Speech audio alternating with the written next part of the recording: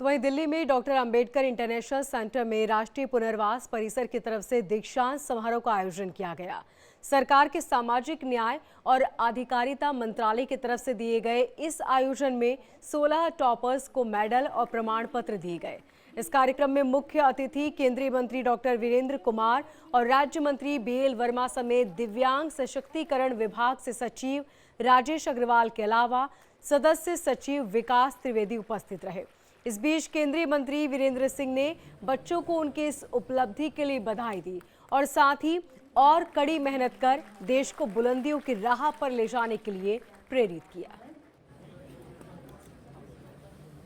मंत्रालय में लगातार अपने 10 अपने नेशनल इंस्टीट्यूट के माध्यम से, अब देखिए अभी ओलंपिक के बाद पैरा ओलंपिक के खेल हुए जी।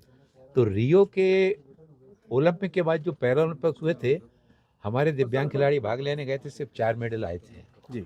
उसके बाद जो अगला टोक्यो में ओलंपिक हुआ उसमें हमारे देश के 54 खिलाड़ी गए और 19 मेडल जीत के आए।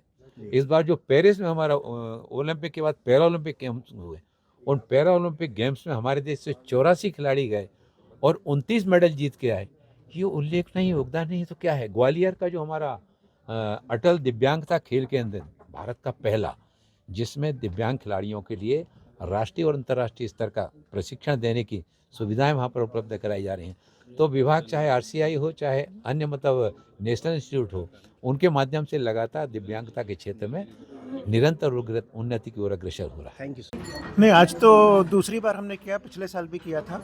जो हमारे आरसीआई रिहेबिलिटेशन काउंसिल है जो कोर्सेज चलाती है, तो उसमें 16 डिप्लोमा कोर्सेज का, जिनका एग्ज़ाम खुद आरसीआई लेती, यूनिवर्सिटी नहीं लेती, तो उनके जो टॉपर्स हैं उनको सम्मानित किया गया। क्योंकि ये प्रथा बाकी यूजीसी में, कॉलेजेस में तो चलती रही, आरसीआई में पिछले साल से चालू हुई कि हम अपने कोर्सेज़ के टॉपर्स का सम्मान करें।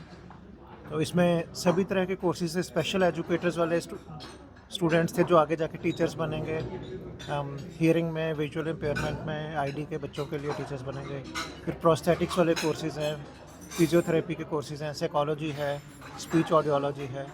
तो इस टाइप के जो कोर्सेज हैं डिप्लोमा लेवल के, उनका आज ये कन्वोकेशन कह लीजिए या टॉपर्स का सम्मान कह लीजिए। जो एनईपी में और नीति आयोग के द्वारा आरसीआई को मैंडेट दिया गया था, ये बीएससी एक तो आज विमोचन हुआ है कि बीएससी क्लिनिकल साइकोलॉजी ऑनर्स, ये 4 साल का कोर्स रहेगा और साइंस के स्टूडेंट जो +2 करके साइंस आएंगे, 4 साल के बाद उनको सीआरआर नंबर मिलेगा।